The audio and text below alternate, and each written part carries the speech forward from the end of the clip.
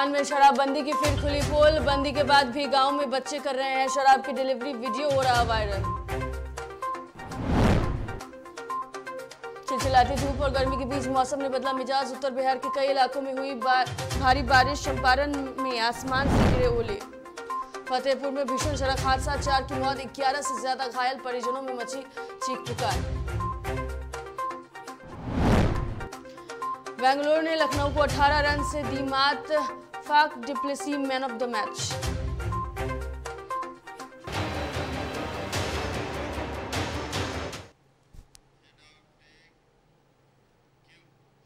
नमस्कार, डीटीवी भारत में आपका स्वागत है। मैं हूं पूजा वर्मा। शुरुआत करेंगे बुलेटिन की और सबसे पहले रुक करेंगे इस वक्त की बड़ी खबर का। बड़ी खबर कौशाम्बी से आपको बता देते हैं। फतेहपुर जा रही बारात रास्ते में हादसे का शिकार हो गई है। बड़ी खबर आपको बता रहे हैं, जहां पर कौशाम्बी में फतेहपुर जा रही बारात हादसे का शिकार हो गई। अब तक 4 लोगों की मौत की पुष्टि हुई है, वहीं दर्जनों घायल हो गए हैं। बड़ी खबर आपको इस वक्त हम बता रहे हैं, जहां पर बारातियों से भरी बस जो है वो ट्रैक्टर से टकराकर गड्ढे में पलट गई है। सभी घायलों को अस्पताल में इलाज के लिए भर्ती कराया गया है।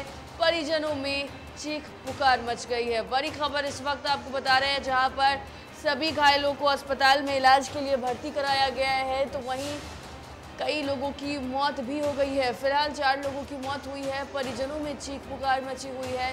कौशाम्बी में ये दर्दनाक सड़क हादसा हुआ है। दरअसल फतेहपुर जाने के दरमियान जो बारात थी वो इस हादसे का शिकार हो गई है।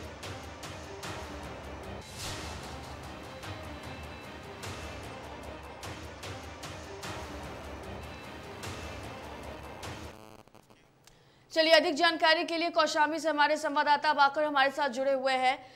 ये हादसा हुआ है, कई लोग घायल हुए हैं, फिलहाल क्या कुछ हालात हैं? जी, ये आपको बताना चाहूंगा कि ये बारात कौशाम्बी के काठहम थाना की कमालपुर से फतेहपुर के लिए जा रही थी, फतेहपुर के तेली गांव खागा के लिए। लेकिन रास्ते में जब ये प्रेमनगर के पास पहुंचती है तो अचानक से दूसरा भरी ट्रैक्टर सामने आ जाती है, जिससे जोरदार टक्कर होती है। तो पूरी बस ही खाई में चली जाती है। किसी तरीके से लोगों ने रेस्क्यू किया, स्थानीय लोगों ने, पुलिस मौके पे पहुंची। 4 लोगों की तो मौत वहीं पे हो गई। इसके साथ साथ 1 दर्जन के लगभग लोग गंभीर रूप से घायल थे, जिनको जिला अस्पताल फतेहपुर भेजा गया था। जी, ये जानना चाहेंगे कि सुबह के क्या हालात है, क्या उनकी स्थिति में थोड़ी सुधार आए हैं? जो लोग जख्मी थे, घायल थे, जिनका इलाज फिलहाल चल रहा है। जी, लोगों की हालत गंभीर बनी हुई है, क्योंकि जो दूसरे लोग थे, बाराती थे, इनका कहना है कि ज्यादा लोगों की मौतें हुई है। लेकिन अधिकारिक पुष्टि सिर्फ वो अभी फतेहपुर डीएम और एसपी की तरफ से 4 की जा रही है। मगर बहुत सुनने में आ रहा है कि 7 से 8 लोगों की संख्या हो गई है या 10 से 12 हो गई है। अधिकारिक पुष्टि डीएम और एसपी की तरफ से नहीं की गई है।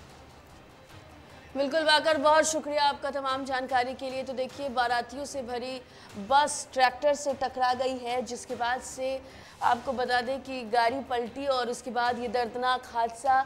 सभी घायलों का अस्पताल में इलाज जो है वो जारी है। 4 लोगों की फिलहाल इसमें मौत हो चुकी है।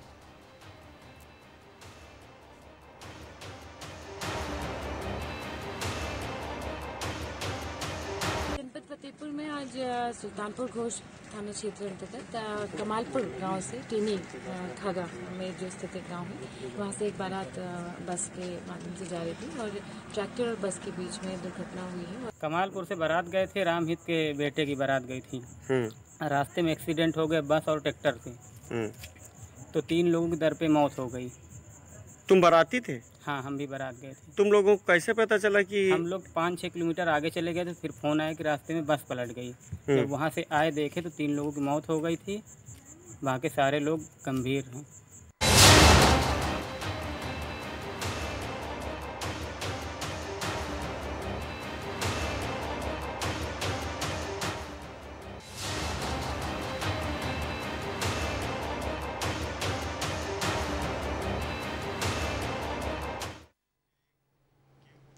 कटिहार पहुंचे केंद्रीय मंत्री गिरिराज सिंह ने दिल्ली में हनुमान जयंती जुलूस पर हमले को लेकर बयान दिया। उन्होंने कहा कि भारत में अगर रामनवमी हनुमान जयंती के जुलूस पर हमला होगा और इसको लेकर सवाल उठेगा तो यह सोचने वाली बात है। उन्होंने कहा कि रामनवमी और हनुमान जयंती पर जुलूस भारत में नहीं निकालेगा तो क्या पाकिस्तान और बांग्लादेश में निकलेगा।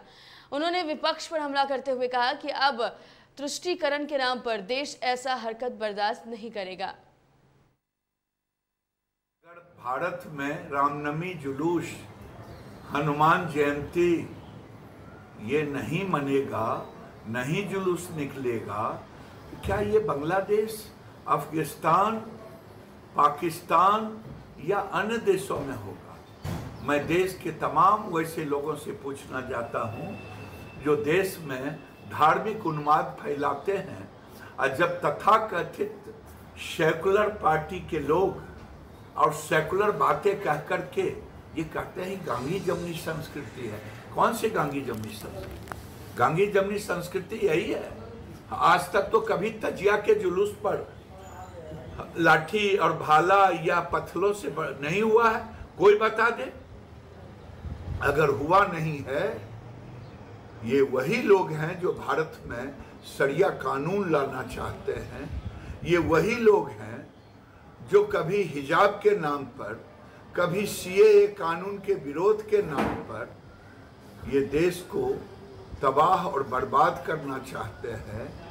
ये बर्बाद और तबाह करने का नियत जिनके पास है वो जिन्ना के डीएनए वाले हैं, चाहे ओवैसी हो चाहे जो।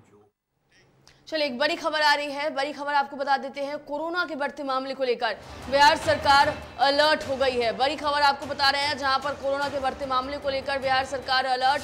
स्वास्थ्य विभाग के 20 अधिकारियों को किया गया प्रतिनियुक्त। तो देखिए, स्वास्थ्य विभाग के 20 अधिकारियों को प्रतिनियुक्त किया गया है।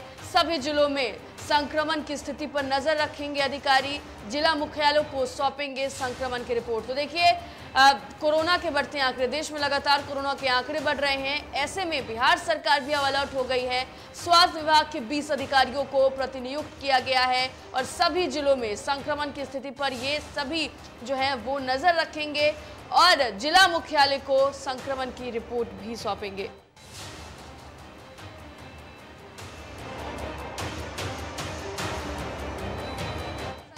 स्थिति पर ये तमाम अधिकारी नजर रखने वाले हैं। दरअसल देश में बढ़ते कोरोना के मामले के बाद अब लगातार सभी राज्यों की चिंता बढ़ चुकी है।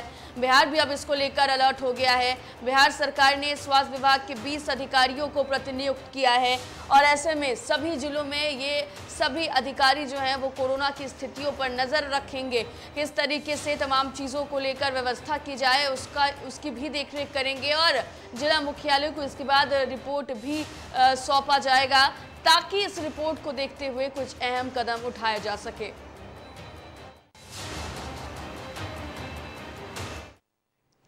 अधिक जानकारी के लिए हमारे संवाददाता उत्कर्ष हमारे साथ फोन लाइन पर जुड़ गए हैं। उत्कर्ष, कोरोना की स्थिति लगातार देश में बढ़ रही है, ऐसे में सभी राज्य जो हैं वो अलर्ट हैं और अब बिहार भी इसको लेकर अलर्ट नजर आ रहा है। तो बिल्कुल पूजा, देखिए जिस तरीके से कोरोना के चौथी लहर की बात सामने आ रही है, क्योंकि लगातार उत्तर प्रदेश के राजधानी लखनऊ की बात कर ले या फिर भारत की राजधानी नई दिल्ली की बात कर ले, तमाम जगहों पर कोरोना का संक्रमण जो है वो काफी तेजी से बढ़ रहा है। अगर बिहार की भी बात कर ले तो आए दिन जो कोरोना के संक्रमण की केसेस आते थे उससे ज्यादा इजाफा हो रहा है और ऐसे में अब बिहार सरकार भी काफी ज्यादा एक्शन में नजर आ रही है। देखिए 20 अधिकारियों की टीम बनाई गई है जो कि तमाम जिलों में नजर बनाएगी कि बिहार में कोरोना का जो कहर है वो ना बढ़े। हालांकि स्वास्थ्य विभाग की तरफ से लगातार लोगों को ये कहा जा रहा है कि आप बूस्टर डोज ले, आप जो मास्क है, जो कई लोग ऐसे थे कि जो अब मास्क नहीं पहन रहे थे उन्हें भी अब कहा जा रहा है कि मास्क अनिवार्य है, क्योंकि कोरोना के जिस तरीके की स्ट्रेन हमने पहले भी देखी है, 2019 में भी जो कोरोना का स्थिति था, ऐसे में सरकार अभी भी सहमी हुई है। सरकार का यही कहना है कि कोरोना से बचाव के लिए सोशल डिस्टेंसिंग और साथ ही साथ मास्क भी अनिवार्य है।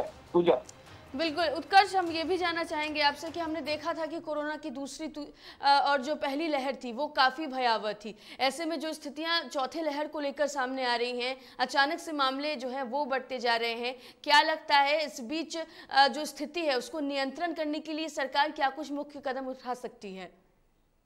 बिल्कुल पूछा। देखिए, जब कोरोना का पहला लहर आया था तब भारत के पास हम कह सकते हैं कि कोई इसका उपचार नहीं था, कोई डोज नहीं था, कोई दवाइयां नहीं थी। हालांकि अब तमाम चीजें भारत के पास है। हालांकि कोरोना से बचने के लिए तमाम चीजें जो सरकार कहती है वो करना होगा। हालांकि अगर चौथे स्ट्रेन की बात कर ले तो फिलहाल इसको लेकर साइंटिस्ट ने कोई बड़ा खुलासा तो नहीं किया है, लेकिन इस बात को उन्होंने साफ कर दिया है कि मई अंतिम या फिर जून के पहले वीक की अगर बात कर ले तो जो चौथा लहर होगा वो पीक पे होगा। जो केसेस होंगे वो बढ़ते रहेंगे। कई लोगों की तबीयत भी खराब हो सकती है, क्योंकि जिस तरीके से पूरे भारत में गर्मी जो प्रचंड तरीके से पड़ रही है, इससे भी काफी ज्यादा लोगों को नुकसान होगा। बिल्कुल उत्कर्ष, बहुत शुक्रिया आपका तमाम जानकारी देने के लिए। तो देखिए, लगातार एक तरफ गर्मी से लोग परेशान हैं, हीट वेव की चेतावनी जारी है, दूसरी तरफ कोरोना जो है वो अब धीरे धीरे पैर पसारता हुआ नजर आ रहा है।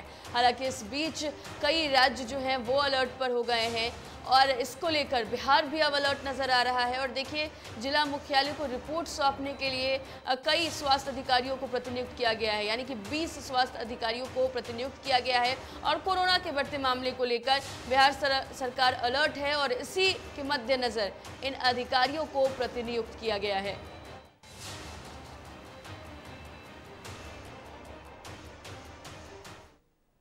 वैशाली के सहदेई में अमृत महोत्सव के मद्देनजर एक स्वास्थ्य मेले में अजीबोगरीब स्थिति उत्पन्न हो गई, जब मौके पर कार्यक्रम का उद्घाटन करने पहुंचे कांग्रेस विधायक प्रतिमा कुमारी को फीता काटने के लिए कैंची ही नहीं मिला, जिसके बाद कांग्रेस विधायक ने अपने पर्स में रखे ब्लेड को निकालकर फीता काटा। इसके बाद प्रतिमा कुमारी जमकर बिहार सरकार पर बरसी। वहीं इस लापरवाही पर संज्ञान लेते हुए सहदेई की प्रभारी चिकित्सा पदाधिकारी ने कहा है कि व्यवस्थापक से चूक हो गई है और उन्हें अफसोस है। मामले में प्रभारी हेल्थ मैनेजर से स्पष्टीकरण मांगा जाएगा।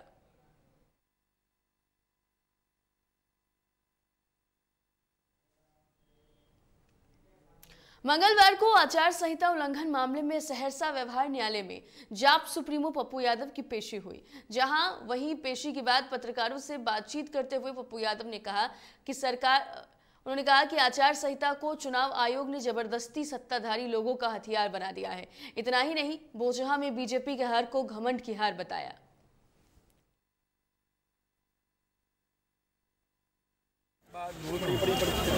मैंने पहले ही कहा कि कई तरह के सामाजिक और राजनीतिक सीक्वेंस और सहानुभूति की लहर, उनके फादर डेथ कर गए थे और फिर कुछ लोग जातीय थूल कि उस जाति ने गाली दिया, उस जाति ने गाली दिया, कई तरह की चीज़ें और भाजपा का अहंकार। लगातार मोदी को लगता है मोदी मतलब भाजपा, भाजपा मतलब मोदी, ये बच गई है। लेकिन जब बाय इलेक्शन आता है तो सभी जगह वो चुनाव हारते हैं। जहाँ पर वो पैसे का खेल नहीं कर पाती है भाजपा, और जहाँ हिंदू मुसलमान का दंगा नहीं करा पाती, जात को जहाँ नहीं बांट पाती है, जहाँ लोग लालच के काम नहीं कर पाती है, मशीन को प्रभावित नहीं करती है, वहाँ भाजपा हारती है। बिहार के मुख्यमंत्री नीतीश कुमार शराबबंदी को लेकर लाख कोशिश कर लिए, मगर बिहार में शराबबंदी होने का नाम नहीं ले रही है। सिवान में एक वीडियो बड़ी तेजी से वायरल हो रहा है। इस वीडियो में बच्चे शराब बेचते हुए नजर आ रहे हैं। वीडियो जिले के मुफस्सिल थाना क्षेत्र के मारदापुर का बताया जा रहा है। हालांकि मामले में पुलिस की तरफ से कोई कार्रवाई नहीं हुई है।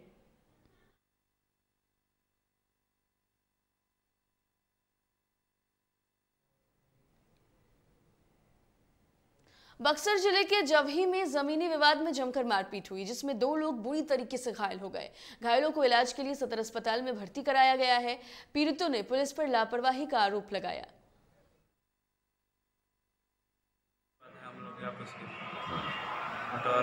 बंटवारा हो गया पहले का। हमारे बाप 3 भाई हैं, 3 आदमी का अलग अलग बंटवारा हो गया। जब हमारी जमीन घर के बगल में हमारी बची है तो उसमें हमारा बड़ा बाबूजी का लड़का बोल रहे हैं कि हमको इसमें बनाने दो। तो मैंने क्यों बनाने दो, तुम्हारा ज़मीन तो उधर है, इसमें क्यों बनाओगे? तो बात कह रहा है कि नहीं यहीं पर बनाएंगे। अब इसीलिए हमारे पिताजी रोके और इसीलिए उनको मार दिया। मुजफ्फरपुर के नगर थाना क्षेत्र स्थित छाता बाजार में पुलिस ने अवैध हथियार की तस्करी के मामले में 3 लोगों को गिरफ्तार किया, जिसके पास से अवैध हथियार, कारतूस सहित लाखों रुपए बरामद किए गए। एसएसपी ने बताया कि गुप्त सूचना के आधार पर टीम गठित कर छापेमारी की गई थी। वहीं पुलिस को दूसरी सफलता सेरिया थाना क्षेत्र में मिली है। बीते महीने बैंक लूट कांड में फरार चल रहे 2 अपराधियों को पुलिस ने धर दबोचा। थाने में बसैठा में जो पीएनबी बैंक की लूट हुई थी उसमें 2 व्यक्ति जो कि मुख्य अभियुक्त हैं उनको 2 देसी कट्टा जिंदा कारतूस के साथ में 75,000 रुपए के साथ में गिरफ्तार किया गया है। इसमें 2 मुख्य अभियुक्त फूल बाबू महतो और सोनू कुमार उसको सरैयागंज और सरैया थाना के एसएचओ के द्वारा और उनकी बनाई गई टीम के द्वारा गिरफ्तार। दरभंगा जिले के सिमरी थाना और विशनपुर थाना क्षेत्र में पुलिस ने 15 टन रॉड चोरी करने वाले चोर को गिरफ्तार कर लिया। सभी आरोपियों ने छड़ के दुकान से कई टन छड़ ट्रक पर लाद कर चोरी कर ली थी। वहीं टेक्निकल सेल की सहायता से लोकेशन ट्रेस कर चारों को गिरफ्तार किया गया। बताया जा रहा है कि ये लोग लगातार कई जिलों में इस प्रकार की घटना को अंजाम दे रहे थे। लोकेशन के टावर डंप्स निकाले गए। टावर डंप्स में 6 मोबाइल प्राप्त हुए, 6 मोबाइल नंबर्स प्राप्त हुए। उसके बाद एक संयुक्त टीम का गठन किया गया हमारे वरीय एसएसपी सर महोदय द्वारा, जिसमें बिशनपुर थाना के इंचार्ज थे और सिमरी थाना के इंचार्ज थे, एक टेक्निकल सेल के लोग थे। इन लोगों ने उन टावर डंप्स के आधार पर छापेमारी शुरू की। किए गए उनके लोकेशंस निकालकर उनके द्वारा बताया गया कि इसमें अमरेश नाम का एक व्यक्ति संलिप्त है, जो कहा जाता है कि इस कांड का मास्टरमाइंड था। पिछले 15-20 दिनों से ऑलरेडी वो एक पुराने कांड। रोहतास पुलिस ने दुष्कर्म में एक आरोपी को गिरफ्तार किया है, जिसकी जानकारी देते हुए रोहतास के एसपी आशीष भारती ने बताया कि पुलिस ने इस मामले में त्वरित कार्रवाई करते हुए आरोपी को 10 घंटों के भीतर ही गिरफ्तार कर लिया है। बता दें आपको कि रोहतास के सासन रामनगर थाना क्षेत्र का ये मामला है। रोहतास के एसपी आशीष भारती ने कहा कि इस मामले में आगे की कार्रवाई की जा रही है। बच्ची के साथ दुष्कर्म करने का मामला प्रकाश में आया था। इस मामले में त्वरित गिरफ्तारी हेतु तथा अग्रतर अनुसंधान हेतु सासाराम नगर थानाध्यक्ष के नेतृत्व में अन्य पुलिस पदाधिकारी एवं कर्मियों की एक विशेष टीम का गठन किया गया, जिसके द्वारा जो इसमें अभियुक्त शामिल हैं उसकी गिरफ्तारी के लिए लगातार छापेमारी किया गया। इसी क्रम में यह सूचना मिली कि इस कांड में शामिल जो अभियुक्त है वो सासाराम नगर थाना क्षेत्र के कबीरगंज चौखंडी में छिपा हुआ है। इस सूचना के सत्यापन तथा आवश्यक कार्रवाई के लिए जब विशेष टीम के द्वारा वहां पर छापेमारी की गई तो वहां पर जो इस मामले में का जो अभियुक्त है मोहम्मद दानिश पेसर मोहम्मद बनारसी, जो कि उसी मोहल्ला का रहने वाला है, सहज जलालपीर थाना सासाराम नगर का, उसको बेतिया के चनपटिया के पुराना नगर पंचायत के पास मिल में शॉर्ट सर्किट से भीषण आग लग गई, जिसमें करोड़ों की संपत्ति जलकर खाक हो गई। जिले के अग्निशमन यंत्र की 5 बड़ी गाड़ियां और लोगों के प्रयास के बाद आग पर काबू पाया गया।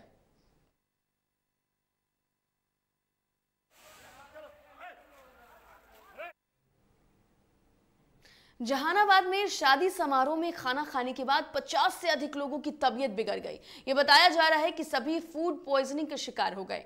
मामला रतनी प्रखंड के कसवा गांव की है, जहां शादी का खाना खाने के बाद 50 से अधिक लोगों के पेट दर्द और लूज मोशन होने की खबर सामने आई।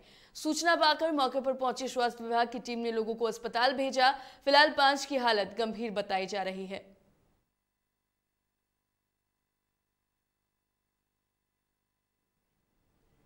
रोहतास में जिला निर्वाचन पदाधिकारी सह जिलाधिकारी धर्मेंद्र कुमार ने ईवीएम वीवीपैट वेयर हाउस का अतिरिक्त निरीक्षण किया। बता दें आपको कि भारत निर्वाचन आयोग के दिशा निर्देश के आलोक में जिले के ईवीएम और वीवीपैट वेयर हाउस का प्रत्येक महीने मासिक निरीक्षण और प्रत्येक महीने त्रैमासिक अतिरिक्त निरीक्षण किया जाता है। निरीक्षण में क्रम में जिलाधिकारी ने वेयर हाउस की सुरक्षा व्यवस्था का जायजा लिया और मौके पर उपस्थित जिला उप निर्वाचन पदाधिकारी और ईवीएम नोडल पदाधिकारी और अल्पसंख्यक कल्याण पदाधिकारी को कोई आवश्यक निर्देश दिए।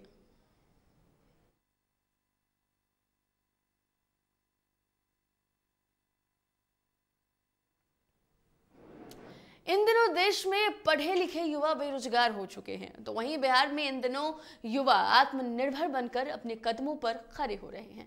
पटना में ग्रेजुएट चाय वाली प्रियंका ने भी कुछ ऐसा ही किया है। देखिए रिपोर्ट।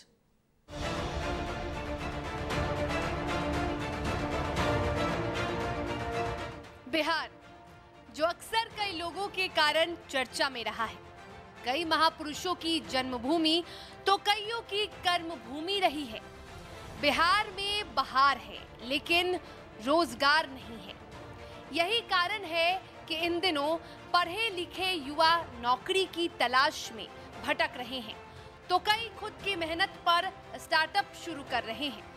अब युवा आत्मनिर्भर बन रहे हैं। आज एक ऐसी ही युवती की खूब चर्चा हो रही है। आरा के IITian चाय वाला के बाद अब पटना में ग्रेजुएट चाय वाली प्रियंका भी खूब वाहवाही बटोर रही हैं।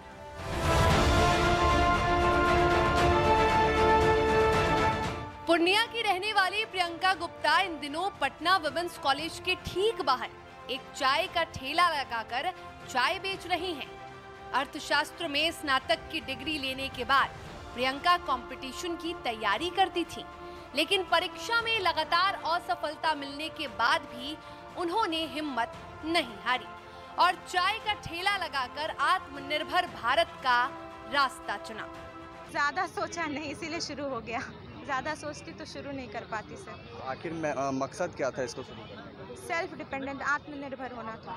24 साल की प्रियंका गुप्ता कोई आम चाय वाली नहीं है, बल्कि एक ग्रेजुएट चाय बेचने वाली है। प्रियंका ने मात्र 30,000 के इन्वेस्टमेंट से यह स्टार्टअप शुरू किया था। यह चाय इसलिए भी अधिक चर्चे में है क्योंकि आपको यहाँ कई वैरायटी की चाय मिलेगी, जैसे कुल्हड़ वाली चाय, मसाला चाय, पान चाय और चॉकलेट चाय। साथ ही यहाँ एक दिलचस्प टैग लाइन भी लिखा हुआ है, पीना ही पड़ेगा।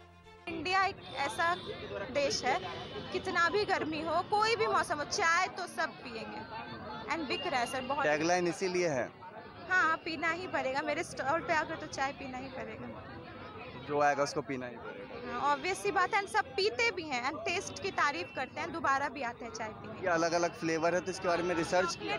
चॉकलेट फ्लेवर एंड पान फ्लेवर है। ये दोनों फ्लेवर मैंने कभी ट्राई नहीं किया था, मुझे पता भी नहीं था ये फ्लेवर्स होते हैं। तो मैं चाय सुट्टा बार की ओपनिंग में गई थी पटना में, तो मैंने वहाँ ये 2 फ्लेवर टेस्ट किया। मुझे आइडिया है कि नहीं यार, ये अपने स्टॉल पे भी रखना चाहिए, क्योंकि बच्चे हैं तो बच्चों को नए फ्लेवर्स बहुत पसंद आएंगे। प्रियंका अहमदाबाद में चाय की दुकान चलाने वाले प्रफुल्ल बिल्लोर यानी MBA चाय वाले को अपना आदर्श मानती हैं।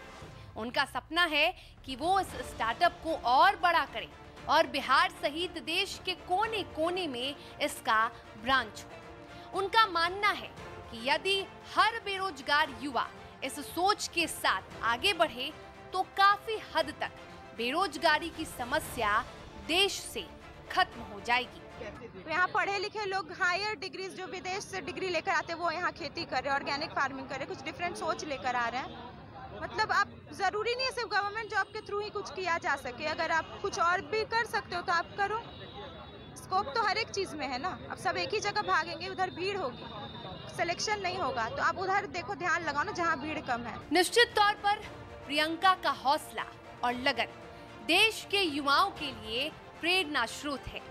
हर बेरोजगारी से लड़ने वाले युवा समाज की परवाह किए बगैर यदि कुछ नया सोचे तो काफी कुछ कर सकते हैं। DTV भारत के लिए पटना से संवाददाता निषेध ठाकुर की ये रिपोर्ट।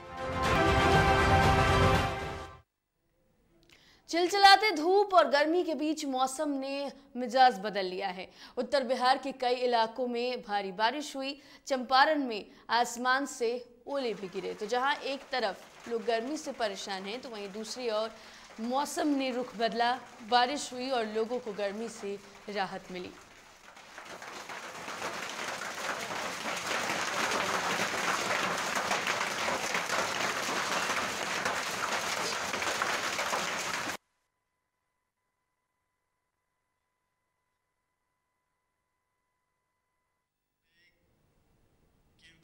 आईपीएल में मंगलवार रात खेले गए 31वें मुकाबले में बेंगलुरु रॉयल चैलेंजर्स ने लखनऊ सुपर जॉयंट्स को 18 रन से हरा दिया। आरसीबी ने पहले बल्लेबाजी करते हुए लखनऊ में 182 रन का लक्ष्य दिया था, लेकिन लखनऊ की टीम 8 विकेट खोकर निर्धारित 20 ओवर में 163 रन ही बना सकी। बेंगलुरु की जीत के हीरो कप्तान फाफ डुप्लेसी और तेज गेंदबाज जॉश हेजलवुड रहे। डुप्लेसी ने शानदार बैटिंग करते हुए 96 रन की पारी खेली, जबकि हेजलवुड ने लखनऊ के 4 बल्लेबाजों को पवेलियन भेजा। डुप्लेसी की उनकी शानदार इनिंग के लिए मैन ऑफ द मैच चुना गया।